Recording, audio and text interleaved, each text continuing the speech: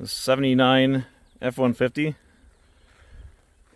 351M, which 400 can go right in this.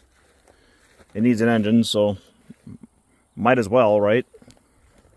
It comes complete with some wood, some brittle plastic stuff, but the floor of the bed of this thing is almost pristine, which, as you know, I'm from Wisconsin, so I don't see these things anymore, ever. It still has paint flaking off the frame rails. The inside is absolute 70s green. Needs to be cleaned up a little bit, but I think it makes a nice rig. What do you guys think? 79 F150 Ranger XLT.